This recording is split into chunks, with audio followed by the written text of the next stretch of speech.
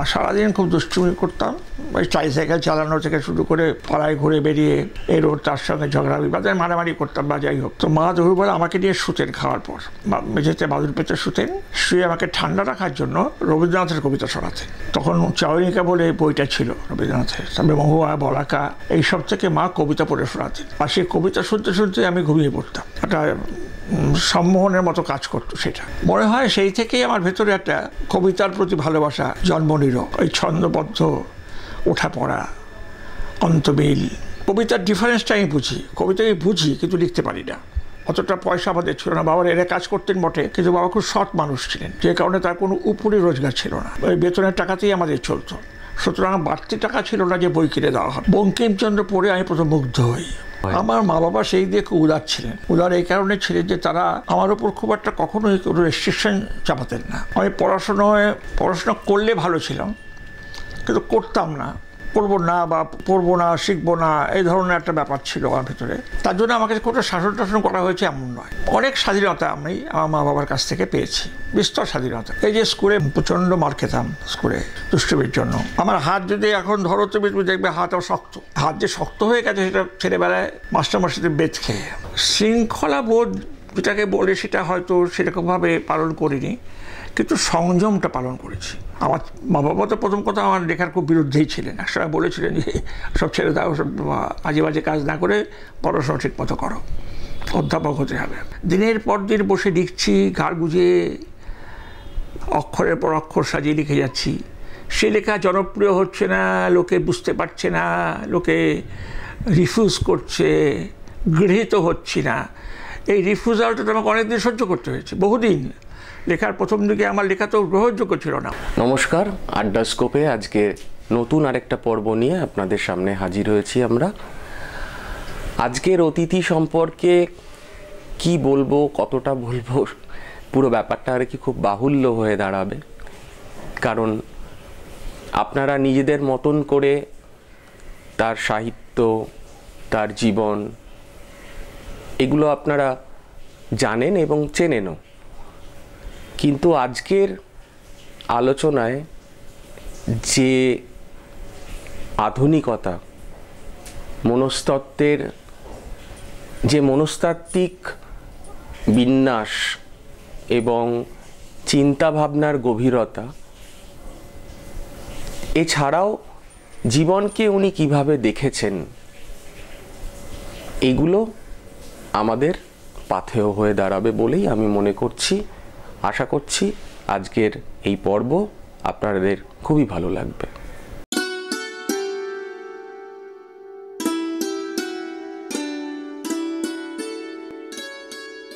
একদম শুরু থেকেই শুরুটা করতে চাই, একদম আপনার ছোটবেলা, সেই সময় ওপার বাংলার যে স্মৃতি, বেড়ে ওঠা, সেই গল্পটা যদি একটু বলেন।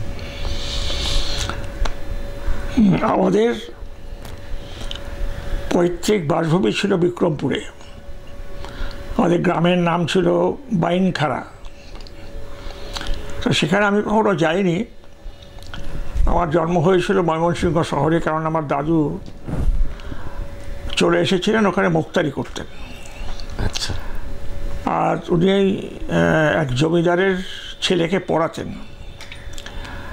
তো সেই জমিদার বীরভদ্রবাবু, তিনি আমাদের ওই বড় কালীবাড়ি রোড ধরে আছে আমাদের ময়মনসিংহ শহরে, সেখানে কিছু জমি দিয়েছিলেন দাদুকে, পূজা টুজা ছিল। সেখানে দাদু বাড়ি করেন, বাড়ি বলতে টিনের ঘর। আচ্ছা। তো অনেকটা ছড়িয়ে ছিটিয়ে চারদিকে চারটে টিনের ঘর, উঠোন, বাড়িতে কাছারি বাড়ি, এই সমস্ত ছিল আর কি। তো তখন ওই পাকা বাড়ি টাড়ি করেননি, তবে উনি পাকা বাড়ি করেছিলেন সেটা আরেকটা জায়গায়, সেখানে ভাড়া দিয়ে দিয়েছিলেন, সেটা বিরাট বড় বাড়ি। তো সেইখানে আমার জন্ম। আর কি বলবো, জন্ম শহর বলেই কিনা জানি না, ময়মনসিংহ শহর তখন, মানে তখনকার শহরগুলো ছিল একটু গ্রাম মেশানো শহর আর কি, এখনকার মতো কংক্রিট শহর নয়। একটু গ্রাম ভাব আছে, এখন বুঝতে পারি এখনকার শহরতলির মতো। এখনকার শহরতলির থেকে বড় কথা ফাঁকা ফাঁকা অনেকটা। আচ্ছা, এখন তো শহরতলি আর ফাঁকা নেই, সব ভর্তি হয়ে গেছে বাড়ি ঘরে। তখন তা ছিল না, একটু দূরে দূরে বাড়ি, ফাঁকা জায়গা অনেক ছিল, মাঠঘাট ছিল, জঙ্গল ছিল, গাছপালা ছিল। সেই সময়টা শুনে বেশ সুন্দর জায়গা, এত সুন্দর লাগতো। সে আমাদের ব্রহ্মপুত্র নদীটা ঠিক আমাদের বাড়ির সামনে দিয়ে বয়ে গেছে। আচ্ছা, সেইখানে আমার বছর 4 কাটে জন্মের পর। তারপরে বাবা রেলে চাকরি পেলেন, এরা ওকালতি করতেন এক সময় বাবা। আমার পারিবারিক এটাই হচ্ছে, পেশাই হচ্ছে ওকালতি, মানে আইন ব্যবসা। তো সেইখানে তারপরে বাবা কিছুদিন পরে তো রেলে চাকরি পেয়ে চলে গেলেন কলকাতায়। কাজে ওখানকার প্রাথমিক স্মৃতি খুব বেশি দিনের নয়, কিন্তু সেটা আমার এত ভালো মনে আছে যে ময়মনসিংহের মতো সুন্দর জায়গা, এত প্রিয় জায়গা আর হয় না, এরকম একটা মনে হতো। যেমন তার ঋতু পরিবর্তনের সময় যে নানা রকমের প্রাকৃতিক পরিবর্তন আমরা দেখতে পেতাম, শরৎকাল বা যাই হোক, সেগুলো এখনও আমার মনে আছে এবং চোখ বুঝলেই দেখতে পাই। খুব দুষ্ট ছিলাম আমি ভীষণ, কিন্তু আমার জীবনটা আমাকে স্থিত হতে দেয়নি, কেননা যাযাবরের জীবন ছিল।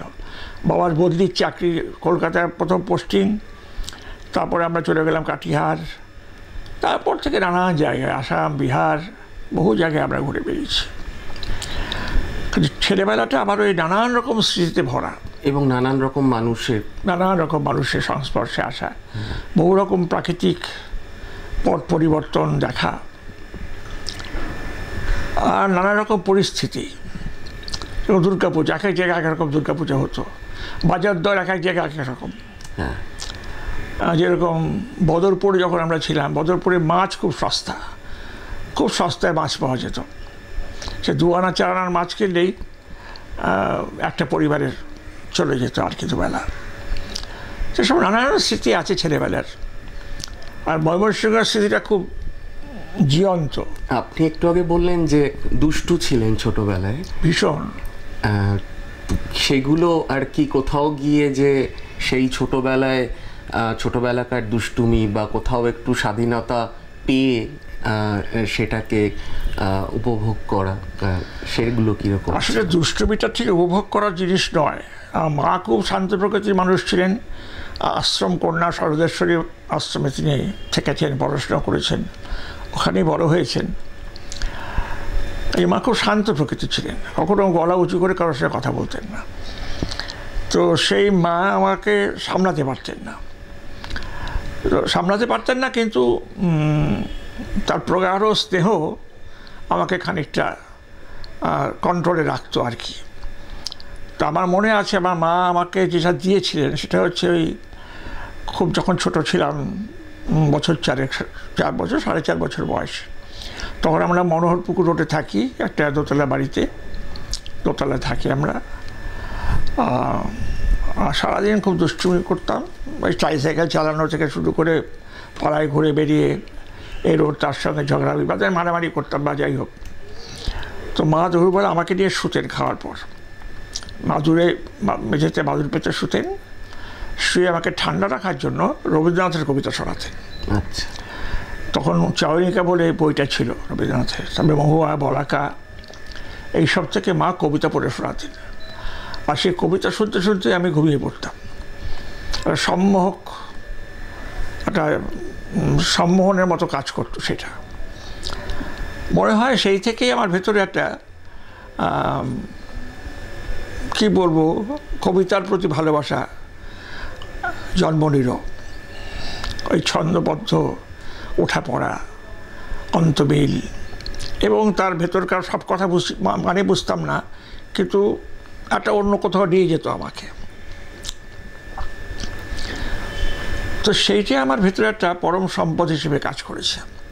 রবীন্দ্রনাথের কবিতা, ওই সম্মোহন, দুটো মিলিয়ে মিশিয়ে বোধহয় কবিতার প্রতি আমার একটা আগ্রাসী ভালোবাসা তৈরি হয়েছিল। যদিও অনেকে জিজ্ঞেস করে আমি কেন কবিতা লিখি না, চেষ্টা করিনি তা নয়, কিন্তু আমার কাছে কবিতা সহজভাবে আসে না, স্বাভাবিকভাবে আসে না। কবি সত্যিকারের যারা স্বভাব কবি তাদের কাছে কিন্তু কবিতা আসে, তারা কবিতা তৈরি করেন না, কবিতা তারা শুনতে পান বা তাদের মাথায় আসে, তারা সেভাবে কবিতা লেখেন। যেমন জীবনানন্দ দাশ, ওই কবিতা তো বুদ্ধি করে বানানো যায় না, ও একটা ভুতুরে ব্যাপার, একটা যেন কাঁধে চেপে বসে আছে, তোমাকে লিখতেই হবে, সে কবিতাই যেন তাকে দিয়ে লিখিয়ে নেয়। এরা হচ্ছে মগ্ন কবি, সে মগ্ন চৈতন্যের যারা কবি তারা ওইভাবেই লেখেন। তো সেটা আমার হয়নি, আমি পারিনি সেটা করতে, কাজে কবিতা আমি লিখিনি, কিন্তু আমি গদ্যের দিকে সরে এসেছি। এটা কি আপনি বলতে চাইছেন যে কবিতা লেখার ক্ষেত্রে সবসময় যে সৃষ্টি করতে পারেন কবি তা নয়, অনেক সময় লেখা পড়ে মনে হয় এটা যেন নির্মাণ হয়েছে, তার কবিত্ববোধ, তার শব্দচয়ন বোধ, সেটা যেন একটা লেখাকে ঠিক সৃষ্টি বলা যায় না, একটা সাজিয়ে তোলার মতন করে সেটা পড়লেই বোঝা যায়। যেরকম বিষ্ণুদের কবিতা খুব বুদ্ধিমান কবিতা, মেধা দিয়ে লেখা, আর জীবনানন্দের কবিতা পাশাপাশি মেধা দিয়ে লেখা নয়, ও যেন সামথিং যেটা ভেতর থেকে বেরিয়ে এসছে, যার উপর ওর কন্ট্রোল ছিল না। এখন এটাই হচ্ছে মগ্ন চৈতন্যের যে কবি তাদের সৃষ্টি এরকম হয়। বিহারী লাল যেরকম ছিলেন, রবীন্দ্রনাথের কিছু কিছু কবিতা তো বটেই সেরকম।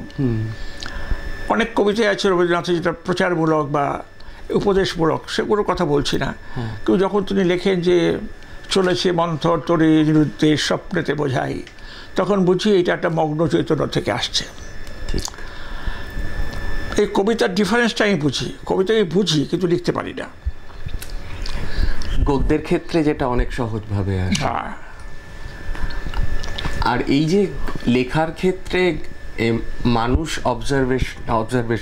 অবজারভেশন, মানুষের প্রতি পর্যবেক্ষণ শক্তি এবং তাদের সাথে কথোপকথনের মাধ্যমে তাদের মনস্তত্ত্ব বোঝার চেষ্টা করা, এইগুলো কি কখনো নিশ্চয়ই এসেছে, কিন্তু কিভাবে বিভিন্ন সময় এসেছে? তখন আমার প্রথম গুরু হচ্ছেন বঙ্কিমচন্দ্র। আমি খুব ছেলেবেলায় বঙ্কিমচন্দ্র পড়ি, কারণ আমাদের বাড়িতে বই পড়াতে কোনো রেস্ট্রিকশান ছিল না, বাচ্চারা এই বই পড়বে না, সে বই পড়বে না, এরকম ছিল না। আমার বাড়িতে প্রচুর বই ছিল, বাচ্চাদের বই ছিল না। বাচ্চাদের বই আমাকে দিতে হলে কিনতে হবে, তখন ওই কেনাকাটা ব্যাপারটা আমাদের মা বাবারা খুব একটা স্বচ্ছন্দ ছিলেন না, অতটা পয়সা আমাদের ছিল না। বাবার এরা কাজ করতেন বটে, কিন্তু বাবা খুব সৎ মানুষ ছিলেন, যে কারণে তার কোনো উপরি রোজগার ছিল না, ওই বেতনের টাকাতেই আমাদের চলতো। সুতরাং বাড়তি টাকা ছিল না যে বই কিনে দেওয়া হবে, কিন্তু রেস্ট্রিকশনও ছিল না যে তুমি এই বই পড়বে না সেই বই। বাড়িতে যে বই ছিল আমি পড়তাম। বঙ্কিমচন্দ্র পড়ে আমি প্রথম মুগ্ধ হই। বঙ্কিমচন্দ্রের যে গদ্য, যেটা আমরা বলতে পারি ধ্রুপদী গদ্য, ক্লাসিক্যাল এবং সংস্কৃত বহুল, তৎসম শব্দ বহুল, সেগুলো পড়তে পড়তে আমার ভেতরে একটা নেশা ঢুকে গেল যে এই রকম গদ্য লিখতে না পারলে জীবন বৃথা। তো ছেলেবেলায় ওই বঙ্কিমের নকল করে কিছু কিছু গদ্য লিখতাম, মনে আছে। তো যাই হোক, এই সমস্ত কিরকম সময়ের কথা, মানে আপনার তখন কিরকম? তখন আমার 7-8 বছর বয়স। আচ্ছা, 7-8 বছর বয়স থেকে আমি এই সমস্ত ভাষা ভঙ্গিটা অনুকরণ করার একটা চেষ্টা। 7-8 বছর বয়সে আমার বঙ্কিম টঙ্কিম পড়া শুরু হয়ে গেছে, কারণ আমি পড়তে খুব ভালোবাসতাম, যা পেতাম পড়তাম, মানে কিচ্ছু বাকি দিতাম। তারপরে বাবার তো প্রচুর বইয়ের কালেকশন ছিল, বাবা খুব পড়ুয়া ছিলেন, মা খুব পড়ুয়া ছিলেন, দাদু ঠাকুমা তারাও পড়ুয়া ছিলেন। ফলে আমাদের পরিবারে ওইটা ঠিক ছিল যে বই পড়ার একটা অভ্যেস ছেলেবেলা থেকেই তৈরি হয়ে গিয়েছিল, এবং আমার নিজস্ব একটা নেশাও তো আছে। তো এই বই পড়তে পড়তে একটা মনোভাব তৈরি হলো। এটা ঠিক যে অবজারভেশন, যেহেতু আমি খুব লাজুক ছিলাম, দুষ্টু আবার লাজুক। আচ্ছা, খেলাধুলা করতে খুব ভালোবাসতাম, কিন্তু মানুষের সঙ্গে যে সহজভাবে মেলামেশা করা, কথা বলা, স্মার্টনেস যেটাকে বলে, সেটা অভাব ছিল। মুখ চোরা ছিলাম ভীষণ, দুষ্টুমি করতাম কিন্তু মুখ চোরা ছিলাম, সহজভাবে কারোর সঙ্গে মিশতে পারতাম না, একটা বাধক হতো কোথাও। বাড়িতে কোনো নতুন লোক এসছেন, অচেনা মানুষ এসছেন, আমি বাড়ি থেকে পালিয়ে যেতাম। পাশে তাদের সাথে কথা বলতে হয়, কী বলবো বুঝতে পারছি না, পালিয়ে যেতাম। কিন্তু এইরকম মুখচোরা লাজুক ছেলেদের একটা ব্যাপার থাকে, সেটা হচ্ছে তারা অবজার্ভ করে। তারা মুখচোরা হলেও তারা তো কথা বলে না বেশি, মানুষের সঙ্গে হয়তো বেশি মেলামেশা করতে পারে না, কিন্তু চুপ করে বসে অবজার্ভ করে, দেখে। এই দেখার অভ্যেসটা আমার ছেলেবেলা থেকে ছিল। দেখা, মানুষকে লক্ষ্য করা, মানুষকে কীরকম আচরণ করছে না করছে, সেটা তার ভালো মন্দ, তার একটা হাস্যকর দিক আছে কিনা, মজার দিক আছে কিনা, লোকটা নিষ্ঠুর কিনা, লোকটা কী ধরনের মানুষ, এই ধরনের একটা অবজার্ভ করার চেষ্টা ছেলেবেলা থেকে ছিল। সেটা লিখবো বলে নয়, তখন তো লেখক হওয়ার কোনো বাসনা ছিল না, এটার অভ্যাস। ওইভাবে আমি মানুষকে অবজার্ভ করছি। আর তাছাড়া বিবিধ রকম মানুষ আমাদের বাড়িতে আসতো। তার মধ্যে আতপাগলা আছে, পাগল আছে, দুর্বৃত্ত আছে, ভালো মানুষ আছে, বোকা লোক আছে। এই সমস্ত লোকের সঙ্গে আমাদের একটা পরিবারের একটা মেলামেশা ছিল। অনেক জ্যোতিষ আসতো আমাদের বাড়িতে। বাবা মা খুব জ্যোতিষে বিশ্বাস করতেন, তারা আসতেন। তারপরে আরও বিভিন্ন জটা বাবা এসছেন। তারপরে পূর্ণিয়ার একজন ইয়ে ছিলেন, তার নাম ছিল, নামটা এখন মনে পড়ছে না, তিনি আসতেন আমাদের বাড়িতে, বিশাল মোটা মানুষ। এসব মানুষের সঙ্গে আমার দেখা সাক্ষাৎ হয়েছে। সেটা যেমন একদম ছোটবেলা থেকে একটা স্বভাবগতভাবেই ছিল, সেটা তখনও তো লেখক হওয়ার বাসনাও তৈরি হয়নি। কিন্তু বিষয় যেটা, যে দেখতে দেখতে মানুষের কোন দিকটা মনে হতো যে এটা খুব আকর্ষণীয়, যেমন একটা দিক হয়তো সারল্য, যেটা খুব কম মানুষের ক্ষেত্রে আমরা পাই। দেখো, তোমার কোনো চয়েস নেই, কারণ যেই মানুষটার সঙ্গে তোমাকে মিশতে হচ্ছে সেই মানুষটা কেমন, এইটা তোমার বিচার্য বিষয় নয়। তোমাকে তোমার মাত্রা অনুযায়ী তোমাকে তার সঙ্গে একটা সংযোগ রাখতে হবে। এই লোকটা খারাপ, একে অ্যাভয়েড করতে হবে, এই লোকটা ভালো, এই লোকটাকে আমি গ্রহণ করবো, এরকমভাবে যদি চুজ করতে থাকো তাহলে তুমি আস্তে আস্তে একা হয়ে যাবে। একা হয়ে যাবে, তুমি একটা পরিমণ্ডলের মধ্যে আবদ্ধ হয়ে যাবে, তার বাইরে যেতে পারবে না।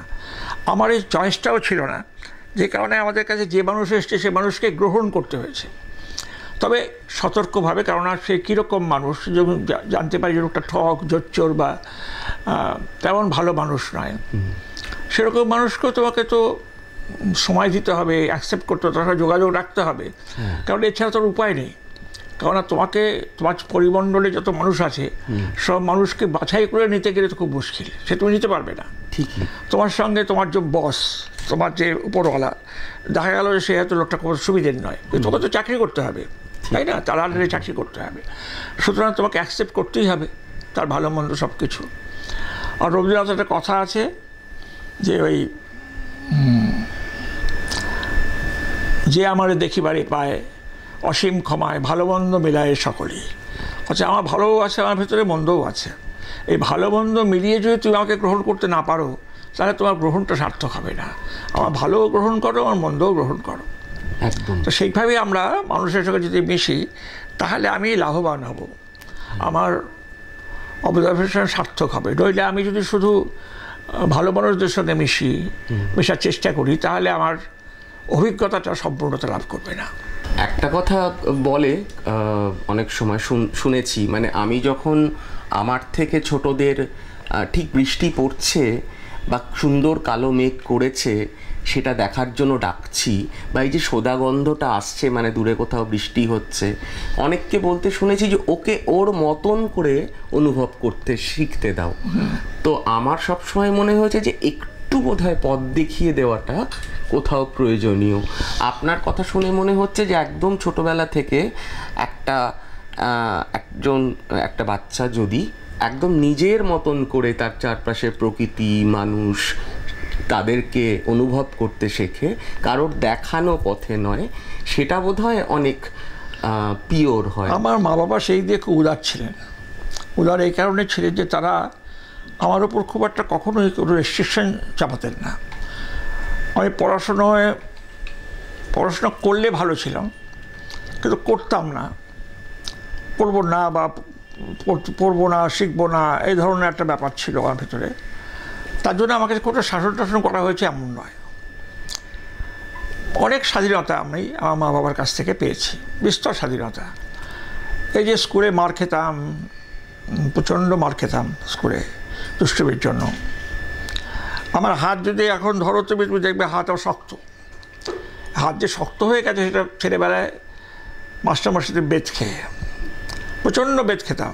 কিন্তু আমার একটা ব্যাপার ছিল, মার খেতে খেতে এমন অভ্যস্ত হয়ে গিয়েছিলাম যে মারটার গায়ে লাগতো না, পরোয়া করতাম না।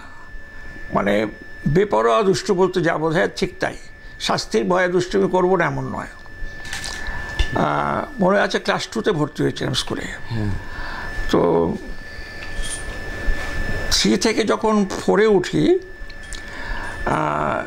আমার স্কুলে আমার বদনাম ছিল যে আমি খুব খারাপ ছাত্র, যে কারণে মাস্টারমশাই ক্লাসে এসে আমাকে প্রথমেই বেঞ্চের ওপর দাঁড় করিয়ে দিতেন।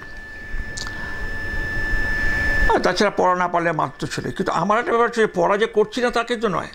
আমার বাড়িতে মাস্টারমশাই ছিল, মা রেখে দিয়েছিলেন, সেই মাস্টারমশাই আমাকে রীতিমতো পড়াতেন, আমি শিখতামও। কিন্তু স্কুলে গিয়ে পড়া বলতাম না। তা কেন?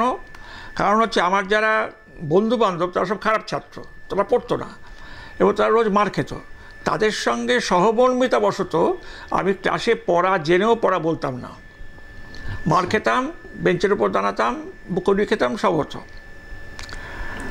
তো মজাটা হলো 3 থেকে 4-এ ওঠার সময় আমার তখন জ্বর, আমি তখন বাড়িতে জ্বরে পড়ে আছি। রেজাল্ট আনতে গেলেন আমার যিনি মাস্টারমশাই বাড়িতে পড়াতেন, তাকে আমার মা বললেন যে বাবা তুমি যাও, গিয়ে আমার ছেলের রেজাল্টটা নিয়ে এসো, সেহেতু জ্বর যেতে পারবে না, তুমি একটু স্কুলে গিয়ে রেজাল্টটা নিয়ে এসো। তো উনি স্কুলে গেছেন আমার রেজাল্ট আনতে। রেজাল্ট আনতে গেলে উনি তো মাস্টারমশাই বলছেন যে এরকম অমুকের রেজাল্টটা আমি নিতে এসেছি। আমি তখন বলছি আপনি কে হন ওর? বলে আমি ওর কেউ হই না, আমি ওকে পড়াই। বলে আপনি বসুন, আপনার সঙ্গে কথা আছে। তো উনি তো অবাক হয়েছেন, বলে কী কথা?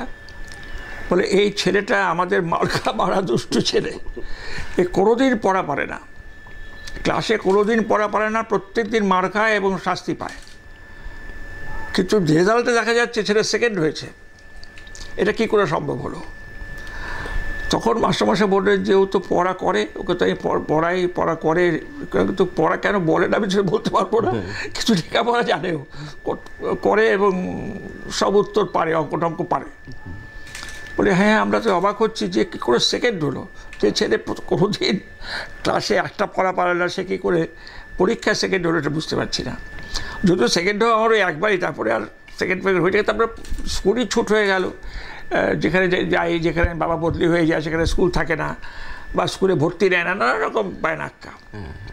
কখনো কখনো স্কুলে ভর্তি হচ্ছি, এবার 2 দিন পরে বাবা বদলি হয়ে গেলেন, সে বছরটা শেষ হলো, তার আগে আমরা অন্য জায়গায় চলে গেলাম, স্কুল ছুট হয়ে গেল। এইরকমভাবে বারবার আমার পড়াশোনা খুব বিক্ষিপ্ত হয়েছে এবং বিলম্বিত হয়েছে, বিচ্ছিন্ন হয়েছে। হ্যাঁ, ওই জ্বরের সৌজন্যেই বোধহয় বাড়িতে প্রথম জানা জিনিস কিন্তু বলে না। হ্যাঁ, স্কুলে কেন ওই খারাপ ছেলেদের সঙ্গে আমি একাত্ম হতে চেয়েছিলাম, যে কারণে আমি ক্লাসে পড়া বলতাম না, মার খেতাম কিন্তু পড়া বলতাম না। ওদের থেকে কিরকম ভাবে বিষয়টা দেখা হতো? যে ওরা তো জানতো যে আপনি জানেন পড়াটা? না, ওরাও জানতো না। ওদের ধারণা ছিল আমরাও জানি না, ও জানে। এখন এই সময়ে দাঁড়িয়ে কোন জিনিসটা, যে পরিবর্তনটা মনে হয় পাঠকের এবং মানুষেরও, সেটা খুব পীড়া দেয় কোন দিকটা? দেখো, পরিবর্তন তো অবশ্যম্ভাবী, যত দিন যাবে তত পরিবর্তন ঘটবেই। এবং প্রগতির নামে যেটা হচ্ছে সেটা হচ্ছে যে আসলে প্রগতিটা আসে কীভাবে? প্রগতি জিনিসটা আসে বিজ্ঞান এবং প্রযুক্তির হাত ধরে। প্রগতি তো এমনি এমনি আসবে না। বিজ্ঞান এবং প্রযুক্তি যত উন্নত হবে তত তোমার লাইফস্টাইল বদলে যাবে, মনোভঙ্গি বদলে যাবে, তোমার দর্শনও বদলে যেতে থাকবে, এটাই স্বাভাবিক। এখন যেরকম আস্তে আস্তে আমরা এমন একটা যুগে পৌঁছেছি যখন আমাদের যন্ত্র আমাদের প্রভাবিত করছে, যন্ত্রের দ্বারা আমরা প্রভাবিত, ও যন্ত্র তো প্রভাবিত করবেই। তার কারণ তুমি যন্ত্র তৈরি করছো, এই ভেবে যে নিয়েও না যে যন্ত্র তোমার চাকর এবং তুমি যন্ত্রকে চালাবে, তা কিন্তু আসলে নয়। আসল কথা হচ্ছে যন্ত্র কিন্তু তোমাকে কিছুটা কিছুটা প্রভাবিত করে, এবং এই যে প্রভাব বিস্তার করে তোমার উপর, যন্ত্রের তো হৃদয় থাকে না একদম। সুতরাং তোমার ভেতরে ওই হৃদয় বত্তাকে খানিকটা সে হরণ করে নেয়, যে কারণে তোমার হৃদয় বত্তার এখন হয়তো খানিকটা একটু হয়তো কমজোরি দেখছি। যেরকম একটা ঘটনার কথা বলি, IIT খড়গপুরে বহুদিন আগেকার ঘটনা, র্যাগিং চলছিল। র্যাগিংয়ের সময় একটা ছেলেকে দোতলা থেকে ফেলে দেওয়া হয় নিচে। ছেলেটা পড়ে যায়, পড়ে গিয়ে ওখানে অজ্ঞান হয়ে যায় বা মারা যায় বা কিছু একটা হয়েছে, সে নিথর হয়ে পড়ে আছে। কিন্তু যে ছেলেরা র্যাগিং করেছিল তারাও পালিয়ে গেছে, এবং যারা ওর বন্ধু বান্ধব তারাও সাহস করে এগোতে পারেনি যে ওর কী হয়েছে, কেমন আছে জানবার জন্য। তারাও ভয় পেয়েছে তদন্তের কথা ভেবে। পরদিন ছেলেটিকে সকালে ওখান থেকে উদ্ধার করা হয়, ছেলেটি বেঁচে যায় অবশ্য। কিন্তু কথা হলো যে ওই ছেলেটার বন্ধু বান্ধব, মানে ওর সহপাঠী যারা, তারা র্যাগিংকে ভয় পেয়েছিল, কিন্তু তাদের এতটা হৃদয়বত্তা ছিল না যে এসে জিজ্ঞেস করে যে তুমি কেমন আছো, বা তাকে তুলে হাসপাতালে নিয়ে যাওয়া বা শুশ্রূষা করা। এই যে মেধাযুক্ত ছেলেরা তো সব দেশের সোনার টুকরো ছেলে, কারণ এরা মেধাবৃত্তি পেয়ে বা মেধায় একটা মস্ত বড় কিছু নম্বর পেয়ে তারা এসছে, এবং এরাই ভবিষ্যতে দেশকে হয়তো চালাবে, নানান সংস্থার প্রধান হয়ে বসবে। কিন্তু প্রশ্ন হলো যে আমাদের মেধা চালাবে না হৃদয়বত্তা চালাবে? মেধার দ্বারা চালিত হব না হৃদয়বত্তা দ্বারা চালিত হব? এই হৃদয়বত্তাহীনতা যে মেধা, সেই মেধা কিন্তু চালালে আমাদের খুব একটা ভালো হবে না। এখন আমরা দেখছি যে মেধার শাসন, এখন মেধাই জীবনকে বা পৃথিবীকে চালনা করছে, হৃদয়বত্তা অতটা করছে না। হৃদয়বত্তাটা আস্তে আস্তে কমে যাচ্ছে, যন্ত্রের প্রভাবই হোক বা যে কারণে হোক, তোমরা মানতে পারো নাও মানতে পারো, কিন্তু আমার মনে হয় যে যন্ত্র যখন মানুষকে প্রভাবিত করে তখন এরকমই খানিকটা হতে থাকে। তো যাই হোক, পরিবর্তন অবশ্যম্ভাবী, এটা হবেই। আর আমি যেটা দেখতে পাচ্ছি যে, আমি এটা বলবো না, কখনোই আমি বলি না যে তখনকার দিনটা ভালো ছিল, তখন মানুষজন ভালো ছিল, তখন চুরি হতো না, তখন খুন হতো না, তখন ডাকাতি হতো না, নয়, সে তখনও হতো, এখনও হয়। কিন্তু তবুও একটা দেখতে পাচ্ছি যে পারিবারিক মণ্ডলে, যেরকম আমরা যৌথ পরিবারে বড় হয়েছি, অনেক ছেলে পুলে নিয়ে আমরা একসঙ্গে বসবাস করেছি, এবং সেখানে শেয়ারিং এবং সিম্প্যাথাইজিং, যেটা মানুষের সঙ্গে যোগাযোগটা এত বেশি ছিল। বাঙালরা তো বিশেষ করেই হয় খুব পরিবারপন্থী, পরিবারমুখী, তারা পরিবারকে খুব ভালোবাসে, আত্মীয়তাকে খুব ভালোবাসে। দেখো এই দেশভাগের ফলে আমাদের আত্মীয়রা সব কোথায় ছিটকে গেল। এখন তো অনেক সময় আমি আমার নিজের মাসতুতো ভাই বা পিসতুতো বোনকে দেখলে চিনতে পারবো না রাস্তায়, বা তাদের ছেলেপুলেকে চিনতে পারবো না, পরিচয় করতে। তখন তো এই গোলমালটা ছিল না, তখন একটা পরিবারের সঙ্গে সকলের সঙ্গে একটা যোগাযোগ থাকতো, ওরা দেখে চিনতে পারা, প্রশ্নাদি করা, এগুলো চলতো। কিন্তু এখন সেটা, আমি এবং আমার ভাইপো আছে, সেই ভাইপোর যে ছেলেপুলে তাকে আমি চিনি না। তো এইরকম একটা দূরত্ব তৈরি হয়েছে আমাদের সম্পর্কের মধ্যে। আবার ভালোও আছে, এখনকার ছেলেপুলেদের মধ্যে অনেক ভালো দেখতে পাই, স্মার্টনেস বেড়েছে, বুদ্ধি বেড়েছে, তীক্ষ্ণতা বেড়েছে। এখন একটা বাচ্চা ছেলে বা মেয়ে যা বোঝে, আমরা ওই বয়সে সে বুঝতাম না, এখনকার ছেলেমেয়েরা তার চেয়ে বেশি বোঝে। এই পরিবর্তনটা হয়েছে, ভালো আছে মন্দও আছে, সব মিলিয়ে সব কিছুকে আমাদের গ্রহণ করতে হবে। এতে আমরা তো নিয়ন্ত্রণ করতে পারি না, এটা আমাদের হতেই হবে, এই পরিবর্তন সব আমাকে মানিয়ে নিতে হবে। আর আমি নিজে আমার ছেলেবেলায় বা বাল্যকালে বা সেই আমলে পড়ে থাকতে রাজি নই। আমি সবসময় যুগের সঙ্গে নিজেকে মানিয়ে নিতে চেষ্টা করেছি, এবং এখনও আমার এই যুগকেও খারাপ লাগে না, কখনোই মনে হয় না ওই যুগটা ভালো ছিল, এই যুগটা খারাপ, এটাকে মনে হয় না। একজন মানুষ হিসেবে আপনি যখন লেখক, জনপ্রিয় লেখক, যে সময়টায় একটা শৃঙ্খলা বোধ, সেটাও আপনার মধ্যে প্রবলভাবে পেয়েছেন মানুষজন আর কি। একদিকে সংসার, নিজের জনপ্রিয়তার সঙ্গে লেখালেখির চাপ বাড়া, এবং মানুষ হিসেবে নিজেকে সেই জনপ্রিয়তার মধ্যেও কোথাও সেই রুটটাকে, শিকড়টাকে ধরে রাখা, এই জায়গাটার, এই শিক্ষাটা, এই বোধটা কিভাবে এসেছিল বলে মনে হয়? দেখো, কোনো কোনো জিনিসের ভ্যালুসগুলো যেরকম যদি ভেতরে থাকে, এখন একটা কথা হচ্ছে তুমি যেমন তেমন জীবনযাপন করতেই পারো, কিন্তু আমরা জীবনযাপন করতে তো জানি না। কীভাবে জীবনযাপন করতে হয়, ভালো মন্দ, এগুলো আমরা জানি না। আমরা খালি একটা অন্ধের মতো চলি এবং হোঁচট খাই, পড়েও যাই, পত্তন অভ্যুদয় তো আমাদের জীবনে আছেই। কিন্তু ডিসিপ্লিন কথাটার থেকে একটা কথা আসে যে আমি যখন সংসার ধর্ম শুরু করি তখন আমার প্রচণ্ড দারিদ্র ছিল। আর দারিদ্র বলে তুমি কোনো রুটিন রাখতে পারবে না। দারিদ্র যখন আসে তখন তোমাকে যেমন তেমন করে বেঁচে থাকতে হবে। সেজন্য আমি খুব পরিশ্রম করতাম, পরিশ্রম করতে হতো, আমাকে প্রচণ্ড পরিশ্রম করতে হতো। যেরকম ধরো সারাদিন আমার সময় ছিল না। স্কুল যখন সংসার ধর্ম করলো তখন সেই বালিতে থাকতাম, বালি স্টেশন থেকে আবার 1 মাইল দূরে। তো ধীরে এসে ট্রেন ধরতাম, ট্রেন ধরে শিয়ালদা থেকে হাওড়া থেকে বাস ধরে কালীঘাটে আমার স্কুল ছিল। তো এই যে যাত্রাপথ, এই যাত্রাপথটা অনেকটাই সময় চলে যেত আমার। তারপরে পকেটে পয়সা ছিল না যে জল খাবার খাবো, 1 কাপ চা খাওয়ারও পয়সা থাকতো না।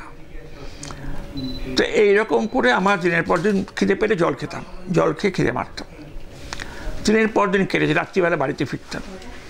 আমার লেখার সময় ছিল কখন? রাত্রিবেলা, রাত 10টার পরে, যখন সবাই ঘুমিয়ে পড়তো খাওয়া দাওয়া করে, তখন আমি লিখতে বসতাম। ওইটাই আমার সময়, আমার নিজস্ব সময়। রাতে 2টো 2:30 পর্যন্ত লিখতাম বা পড়তাম। পড়াশোনাও ছিল, খুব পড়ার নেশা ছিল। তো সেটা করলাম। তারপরে সকালবেলা উঠতে হতো, মানে 3 ঘন্টা 4 ঘন্টা বেশি ঘুম হতো না আমার।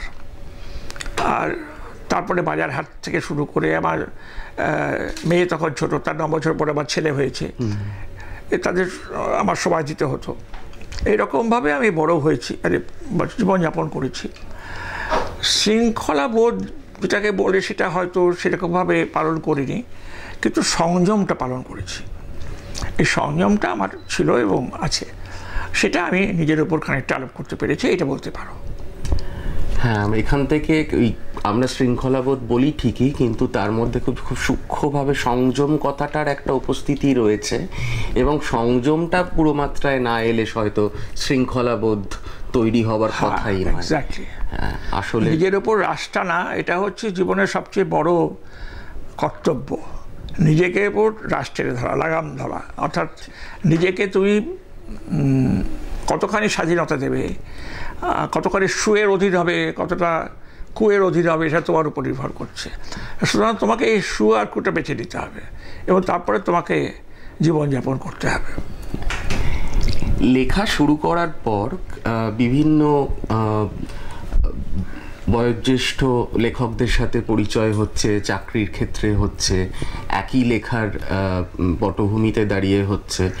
তো সেখানে উৎসাহ দেবার মানুষ এবং কোথাও নিরুৎসাহিত করেছে বলে একটু ভেঙে পড়া, এই ধরনের অভিজ্ঞতা? দেখো, একটা কথা হচ্ছে উৎসাহ বলো, অনুপ্রেরণা বলো, এই জিনিসগুলো কিন্তু খুব ভুয়ো জিনিস। এগুলোর কোনো মানে নেই। কারণ আমার স্ত্রী বা আমার বন্ধু বান্ধব বা আমার বাবা মা আমাকে উৎসাহ দিচ্ছেন, লেখো লেখো, ভালো করে লেখো, এতে হবে না। আমার মা বাবা তো প্রথম কথা আমার লেখার খুব বিরুদ্ধেই ছিলেন। একসময় বলেছিলেন যে সব ছেড়ে দাও, সব আজে বাজে কাজ না করে পড়াশোনা ঠিক মতো করো, অধ্যাপক হতে হবে। তো যাই হোক, আমি তাদের সেরকম বাধ্য ছেলে হইনি, আমি লেখালেখি করেছি। আর অনুপ্রেরণার জন্য যদি বসে থাকো তাহলে তোমার লেখা কোনো দিনই হবে না বা কোনো কাজই হবে না। সবচেয়ে তোমার যে কোনো কাজ করতে গেলে তোমার তাগিদ চাই, ভেতরকার ক্ষুধা, ভেতরকার তাড়নাটা চাই, তা নাহলে তুমি কিছু করতে পারবে না। তো ভেতর থেকে যদি একটা লোক ধাক্কা তোমাকে না দেয় যে এই কাজটা তোমাকে করতে হবে, ইউ মাস্ট ডু ইট, এই নিজেকে নিজে বলা। অনুপ্রেরণা যদি বলো তাহলে নিজের ভেতর থেকে সেটা আসবে, তাগিদ। দিনের পর দিন বসে লিখছি, ঘাড় গুঁজে অক্ষরের পর অক্ষর সাজিয়ে লিখে যাচ্ছি। সে লেখা জনপ্রিয় হচ্ছে না, লোকে বুঝতে পারছে না, লোকে রিফিউজ করছে, গৃহীত হচ্ছি না। এই রিফিউজালটা তো আমাকে অনেকদিন সহ্য করতে হয়েছে, বহুদিন। লেখার প্রথম দিকে আমার লেখা তো গ্রহণযোগ্য ছিল না। অনেকে যে গল্পটা আজকে লোকে প্রশংসা করছে, সে আমলে সেই লেখাটা সম্পর্কে কোনো মন্তব্যই হতো না। আচ্ছা, লোকে বুঝতেই পারতো না। বা ক্রীড়াভূমি নামে যে গল্প লিখেছিলাম, লোকে বুঝতে পারলো না, গল্পটা বেরোলো, কেউ কোনো মন্তব্য করলো না। ধরো তারপর আত্মপ্রতিকৃতি লিখলাম, যেটা মনে হলো বৃথাই গেল, কিছুই তার ডিভিডেন্ড পেলাম না। বা স্বপ্নের ভিতরে মৃত্যু, ঘুণ পোকা, পারাপার, এসব যখন লিখছি তখন তো পাঠক আমার কাছ থেকে মুখ ফিরিয়ে নিয়েছে। আমার এমন ভয় হয়েছিল যে যদি এই আমার পাঠক না থাকে, আমার যদি কোনো জনপ্রিয়তা তৈরি না হয়, তাহলে একদিন সম্পাদকরা আমাকে ডেকে বলবে যে এবার তুমি এসো, তোমাকে দিয়ে পত্রিকা চলবে না, তোমার লেখা তো লোকে পড়ে না। একজন কবি আমাকে বলেছিলেন যে তার মা তাকে বলেছিল যে আর যে কারো লেখা পড়ো, এই লোকটার লেখা পড়ো না আমার নাম করে, আচ্ছা, এর লেখা পড়তে যেও না। তখন সেটা শুনে আমি একটু দুঃখ পেয়েছিলাম। যখন পারাপার বেরোচ্ছে তখন এক বন্ধু পত্নী আমাকে খবর পাঠালো যে ওই লেখাটা কিছু হচ্ছে না, বন্ধ করে দিতে বলো। তো এই সমস্ত রিয়াকশন পেয়ে তো আমার দমে যাওয়ার কথা।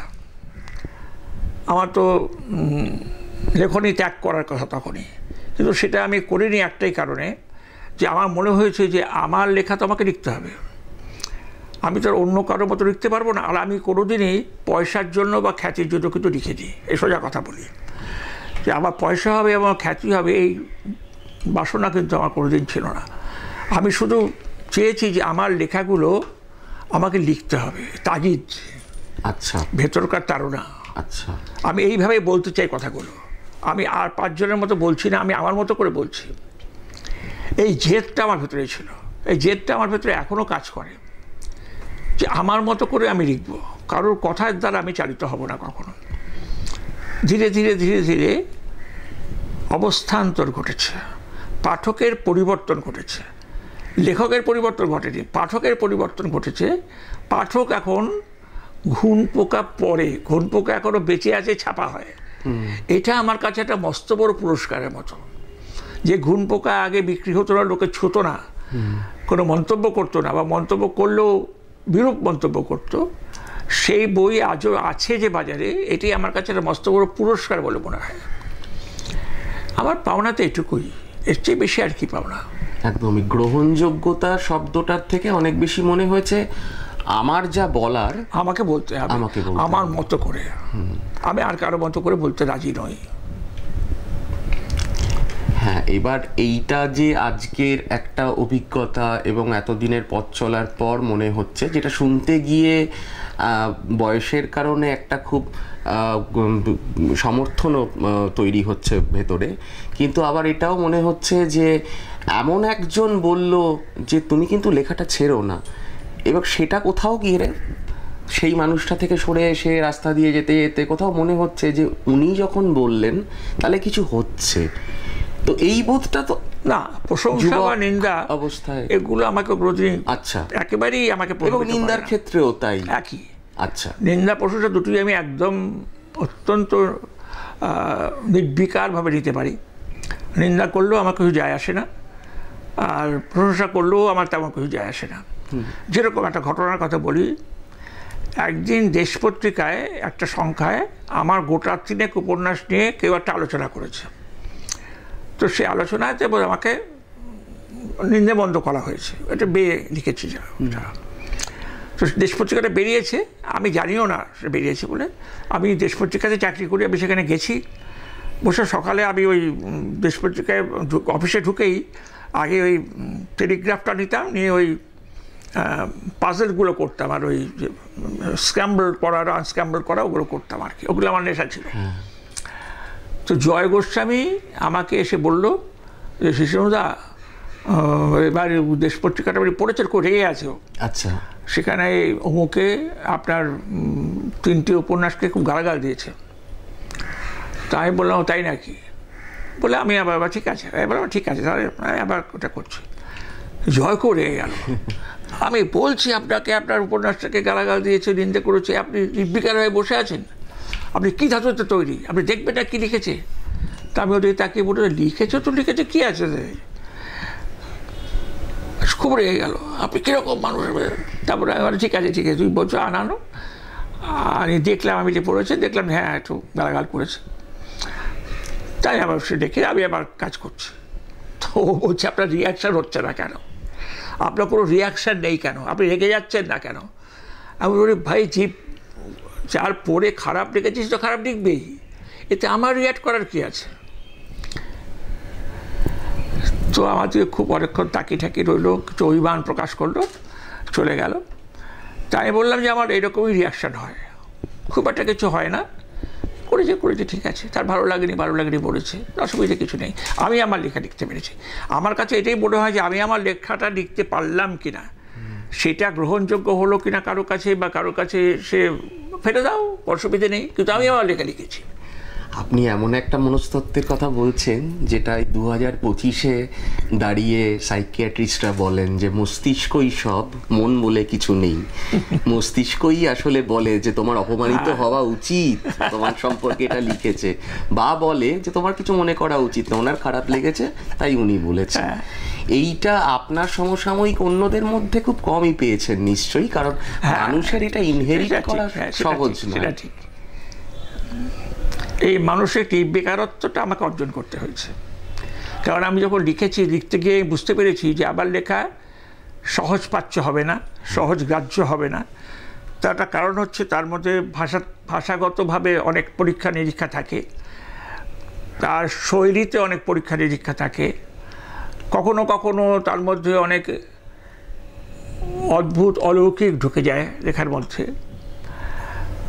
আমি লিখছি, পেটমোটা ডাকবাক্স রাস্তার উপরে দাঁড় করানো আছে, আর পাশে একটা বাড়ির চূড়ায় একটা পাথরের পরী।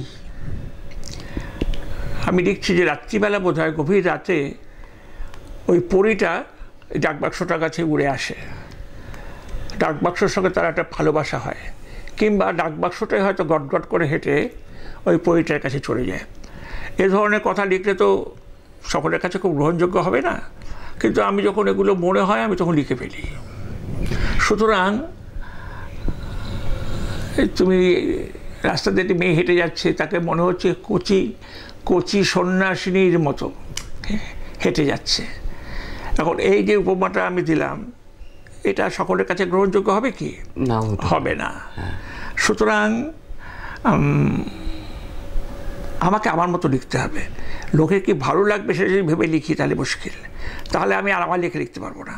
তাহলে লোকে যা ভালো লাগে তেলে ভাজা আমি তাই দেবো, আমি তেলে ভাজা তো রাজি নই। একদম এইরকম পরামর্শ বিভিন্ন জনের কাছ থেকে তাদের অভিজ্ঞতা শুনতে পেয়েছি, যে তাদেরকে বলা হয়েছে যে তুমি যে লিখতে জানো, তোমার শব্দের প্রতি খুব জোর, উপমা ইত্যাদি এগুলো বড্ড বেশি তোমার গদ্যে ব্যবহার হচ্ছে বলে পাঠকের পড়াটা বারবার করে একটা ধাক্কা খাচ্ছে। তুমি হেমিংওয়ের লেখা পড়ো, সেই লেখায় দেখবে কেমন ঝরঝরে গদ্য লিখতে হয় ইত্যাদি ইত্যাদি। তো এরকম অনেকে বলেছেন আর কি, যে কিন্তু আপনার কাছে যখনই এরকম পরামর্শ এসছে আপনি সেটাকে অস্বীকার যেমন করেননি, আবার নিজের চাওয়াটাকেও কখনো অন্য কিছু আমাকে চালিত করে কম। আমি যখন দস্তয়েভস্কি লেখা পড়ি, যখন কামুর লেখা পড়ি, কাফকার লেখা পড়ি, যখন এলিয়টের লেখা পড়ি, বা যখন গোগোল পড়ি, শেখব পড়ি, তখন দেখো একটা অদ্ভুত ধরনের অবগাহন হয়। তার মানে এই নয় যে আমি তাদের মতো করে লিখব। আমি যদি গোগোল হতে চাই, আমি যদি দস্তয়েভস্কি হতে চাই, তাহলে আমি দস্তয়েভস্কি হয়ে গেলাম, আমি হতে পারলাম না। সুতরাং আমি লেখাগুলো পড়েছি, আমার জীবনকে প্রভাবিত করেছে বা মনোভাবকে প্রভাবিত করেছে, কিন্তু লেখাকে নয়। লেখাটাকে আমি সযত্নে একটা আলাদা চর্চা, যে বললাম তোমাকে, আমি টাকার জন্য খ্যাতির জন্য কখনো লিখিনি, এই স্বপ্ন নিয়ে আমি লিখিনি। আমি লিখতে চেয়েছি আমার লেখা আমি লিখব, তাতে আমি অবহেলিত হই, ধিক্ষিত হই, নিন্দিত হই, আমার কোনো অসুবিধে নেই। কিন্তু আমার লেখা যখন, আমার কাছে সবচেয়ে বড় পুরস্কারটা কি, আমি যা ভাবছি, যে আমার কল্পনায় আসছে, সেটাকে ঠিক মতো ভাষায় অনুবাদ করা, ভাষায় নিয়ে আসা। এই ভাষাটার জন্য আমার অসুবিধা হচ্ছে। সুতরাং ভাষা চর্চাটা আমাকে বরাবর খুব বেশি করে করতে হয়েছে। যখন আমি দেখলাম যে আমি যা ভেবেছিলাম তা আমি আমার মতো করে লিখতে পেরেছি, তখন আমি বুঝলাম যে ঠিক আছে, এবার তুমি এইটা ছুঁড়ে ফেলে দাও বা মাথায় করে রাখো, তোমার ব্যাপার, আমার এতে কোনো দায় নেই, আমি লিখে ফেলেছি। একবার লিখে ফেলার পর তার সম্পর্কে আমার আর বহু থাকে না, শুধু থাকে যে দেখি পাঠকের কাছে পৌঁছলো কিনা, পৌঁছলো না, ঠিক আছে, আবার চেষ্টা করতে হবে, এইটুকুই। ঠিক এখন হয়তো ভারত আর বাংলাদেশের একটা রাজনৈতিক কারণে এবং বিভিন্ন কারণে একটা সম্পর্কের যথেষ্ট অবনতি ঘটেছে, কিন্তু আমার যদি খুব ভুল না করে থাকি, আমি একবার শুনেছিলাম যে কোনো একটা ওই কাঁটাতার পাসপোর্টের একটা কোথাও আপনাকে কোনো এক ওখানকার মানুষ আপনাকে চিনতে পেরে সে একেবারে বিগলিত হয়ে গেছে আর কি, আপনাকে এত কাছ থেকে দেখে। বাংলাদেশে আমি দেখেছি পাঠকের সংখ্যা খুব বেশি, বাংলাদেশের সবাই প্রায় বই পড়ে, এইটা একটা খুব ভালো জিনিস। আমার মনে আছে যখন আমি বাংলাদেশে গিয়েছিলাম, ফেরার সময় ওই সেই ফর্ম ফিল আপ করতে হয়, সেই এডুকেশন ফর্ম, তো ওখানেও অনেকগুলো ছেলে আছে, তারা এই কাজটা করে কিছু পয়সা পায়, ও তারাই নিয়ে গিয়ে ওই সেই অফিসারের কাছে নিয়ে গিয়ে তারা এসে পাসটা সরিয়ে দেয়। তো আমরা কয়েকজন ছিলাম, 5-7 জন, তো সকলেরই পাসপোর্ট ওকে দিতে হয়েছে, আর ওরা ফর্ম ফিল আপ করছে, বসে ওরা করে কিছু পয়সা দেওয়া হবে। তো একটি ছেলে আমার পাসপোর্টটা নিয়েছিল, সে ওটা দেখে হঠাৎ লাফিয়ে উঠল, বলে আপনি অমুক। তারপরে সেটা হলো, সেটা আমার কাছে খুব একটা অদ্ভুত ধরনের ব্যাপার, সেটা কেঁদে ফেললো, হাউ করে কেঁদে ফেললো। তাই বলে তুই কাঁদছো কেন? বলছে আপনাকে কোনদিন চোখে দেখবো কখনো ভাবিনি। বলে সে পায়ের ওপর পড়া ঠড়া, সে উথাল পাথাল ব্যাপার, সব ছেলেগুলো তখন স্তম্ভিত হয়ে গেছে। তো এই যে এই ছেলেটা ধরো সামান্য, মানে বলতে গেলে একেবারে নিচু তলার, ঠিক সামান্য পয়সা পায়, ওই ফর্ম ফিল আপ করে দিয়ে 2-4 টাকা হয়তো পায়, 5 টাকা 10 টাকা যাই হোক পায়, মানে খুব গরিব ছেলে, একেবারে মাটির কাছাকাছি একটি মানুষ। তার ওই রিয়াকশান দেখে আমার খুব আনন্দ হলো, এই কারণে যে এই শ্রেণী পর্যন্ত আমি পৌঁছতে পেরেছি। এইটা আমার কাছে একটা ভয়ঙ্কর বড় পুরস্কার বলে মনে হয়েছিল। আমি নিজেও আপ্লুত হয়ে গেলাম সেটি ব্যবহার দেখে। তারপর ওই অফিসারদের কাছে নিয়ে গেল, সে আমার পরিচয় দিয়ে সব কাজ খুব তাড়াতাড়ি হয়ে গেল, আমাদের ইমিগ্রেশনে একদম দেরি হলো না। সে তারপরে কাঁদতে আমাকে বিদায় দিলাম, পয়সা দিয়ে গেলাম, পয়সা নেবে না, জোর করে পয়সা দিতে হলো। তো এটা হয় মাঝে মাঝে অনুভূতি। গল্পের পাঠক যখন পড়ছেন, সে তো নিজের মতন করে এক একজন মানুষ তার স্মৃতি, তার মেধা, তার অনুভূতি সমস্ত কিছু দিয়ে গল্পটাকে অনুভব করছে, অবগাহন করছে। কিন্তু সিনেমার ক্ষেত্রে যেটা হয় যে সেখানে তো তাদের নিজের মতন করে কিছুটা ইন্টারপ্রেট করার ব্যাপার থাকে। সেক্ষেত্রে বোধহয় একজন লেখক হিসেবে নিজের লেখার সিনেমা দেখতে গিয়ে একটা কোথাও খারাপ লাগার বোধ কাজ করে। দেখো, একটা কথা বলে দিতে পারি যে সেটা সিনেমা আর সাহিত্য বা উপন্যাসিক তো সম্পূর্ণ আলাদা দুটো মিডিয়াম। একটা সম্পূর্ণ অবজেক্টিভ মিডিয়াম আর একটা সাবজেক্টিভ। তুমি লেখা পড়ার সঙ্গে সঙ্গে কল্পনা করে নিচ্ছ, তুমি লেখাটা পড়তে একটা সিনেমা দেখছো, তুমি তোমার নিজের কল্পনায় সিনেমাটা তৈরি করে নিচ্ছ, তোমার সামনে ছবি ভেসে উঠছে। আর সিনেমা তা নয়, সিনেমা কি করছে, ছবি তুলে তোমাকে দেখাচ্ছে, অর্থাৎ সেখানে দ্বিমাত্রিক, সব কিছুই লিমিটেড, তুমি কিছু কল্পনা করতে পারবে না, যা তোমাকে দেখানো হচ্ছে সেই তোমাকে গ্রহণ করতে হবে। এই তফাৎটা আছে। একটা সাবজেক্টিভ বিষয়কে অবজেক্টিভ বিষয়ে ট্রান্সলেট করা, রূপান্তরিত করা, এটা খুব কঠিন কাজ। সত্যজিৎবাবুর পথের পাঁচালীর কত অংশ পথের পাঁচালী করেছিলেন, ছবি, খুবই কম অংশ, কারণ অধিকাংশটাই করা যায় না। এরকম সব ছবিতেই তাই। এবং এটা করতে হবে এই কারণেই যে তুমি যদি গোটা উপন্যাসটাকে নিয়ে আসতে চাও তাহলে সেটা বিভৎস ব্যাপার হবে, সিনেমাটা ভালো হবে না। সুতরাং যখন কেউ সিনেমা করতে আসে আমি বলেই দিই যে তোমার প্রয়োজন মতো তুমি পরিবর্তন করো, শুধু থিমটা বা এর যে মেসেজটা আছে সেটাকে পরিবর্তন করো না, আর সব রেখে তুমি তোমার ইচ্ছে মতো গল্পের রদবদল করতে পারো। যে কারণে আমি সিনেমা দেখতে যাই না। আমি ঠিকই বলেছি, আমার গল্প নিয়ে তৈরি সিনেমা আমি কমই দেখেছি, হয়তো গোটা 25-30 হয়েছে, তার মধ্যে আমি দেখেছি হয়তো 10টা কি 12টা, তার বেশি নয়। বেশিরভাগই আমি যাই না কারণ করেছে সিনেমা লোকে দেখছে, দেখুক, আমার দেখার কি দরকার। আর যেগুলো দেখেছি সেগুলো দেখেছি খুব খুশি হয়েছে তা নয়, কেননা প্রথম কথা ওই যে ভেতরে তাকে যে এই জায়গাটা দেখাবো না সেই জায়গাটা দেখাবো না এরকম মনে হয়। সুতরাং সিনেমা নিয়ে আমার খুব একটা মাথা ব্যথা নেই। তবে হ্যাঁ, সিনেমা প্রস্তাব এলে দিয়ে কিছু টাকা পাওয়া যায়, এই তো ঠিক আছে, এই পর্যন্ত।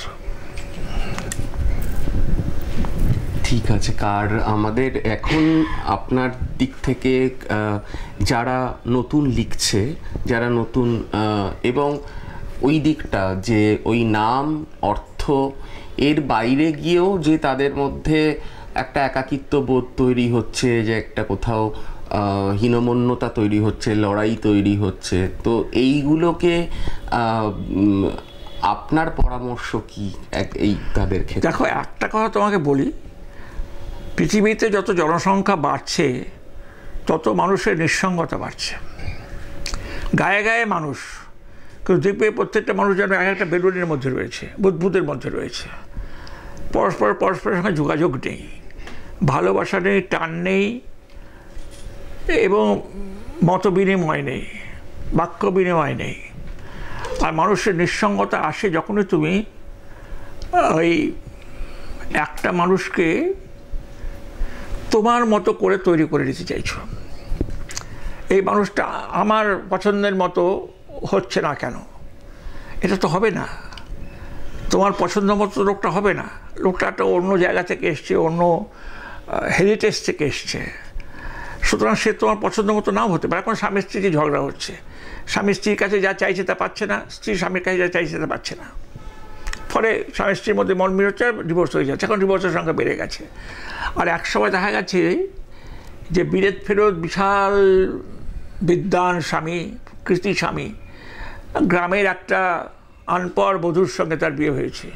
দুজনে খুব সুন্দরভাবে দাম্পত্য জীবন যাপন করেছে, ছেলেপুলে মানুষ করেছে, তাদের মধ্যে কোনো রকম খটাখটি হয়নি তা নয়, হয়তো হয়েছে কিন্তু তারা সারা জীবন একসঙ্গে থেকেছে। এই জিনিসটা এখন থাকছে না কেন, হচ্ছে না কেন? তার একটা কারণ হচ্ছে তুমি তোমার মতো করে মানুষটাকে তৈরি করে দিতে চাইছো, যে এই আমার পছন্দের মতো মানুষে নয়, আমার কতগুলো স্কেল আছে, কতগুলো স্ট্যান্ডার্ড আছে, সেই স্ট্যান্ডার্ডে আমি একে বিচার করব। তা তো মুশকিল, তা তো পারবে না, তোমার স্ট্যান্ডার্ডে তো সব হবে না। সুতরাং তোমাকে তোমার মতো করে, তুমি যেমন মানুষটা আসছে তেমন করে যদি তাকে গ্রহণ করতে হয়। যে কবিদাসের কবিতা, যে আমার দেখিবারে প্রায় অসীম ক্ষমায় ভালো মন্দ মিলায় সকলেই, ওটা সব কিছু বিদিয়ে যদি আমাকে দিতে পারো তবে নাও, তার হারে নিও না।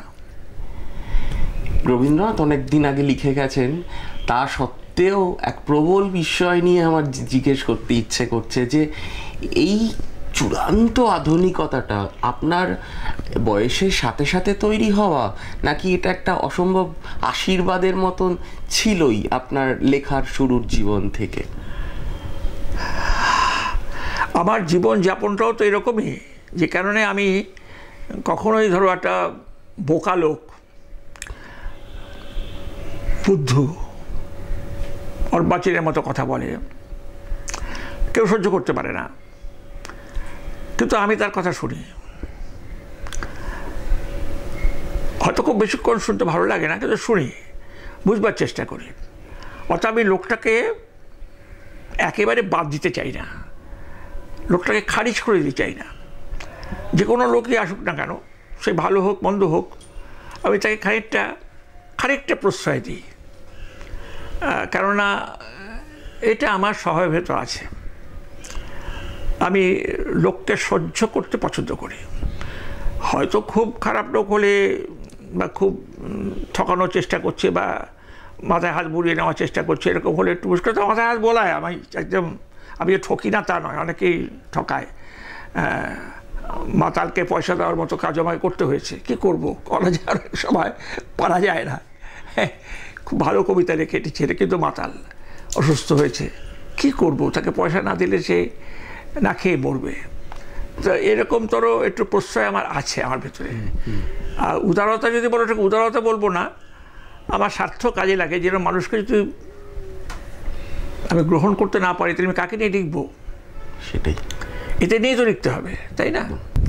অনেক ধন্যবাদ। একটা অসম্ভব ভালো সময় আমরা পেলাম, এবং সব থেকে বড় কথা যেই এই মনস্তত্ত্বটা, এই আধুনিকতাটা চিন্তাভাবনার, এটাই যে কোথাও একটা মানুষকে, লেখক সত্তা তো পরের বিষয়, আগে মানুষ সেই জায়গাটাকে কতটা উঁচুতে তুলে ধরে, সেটা আপনার সাথে কথা বলে মানে সত্যি কথা বলতে কি, অন্য ইন্টারভিউ শোনার সময় সবসময়ই সেখানে এত সাহিত্যের প্রসঙ্গ এসেছে, তার থেকে মানুষ শীর্ষেন্দু মুখোপাধ্যায়কে এই যে চেনাটা, এইটা খুব স্মৃতিমধুর হয়ে থাকবে।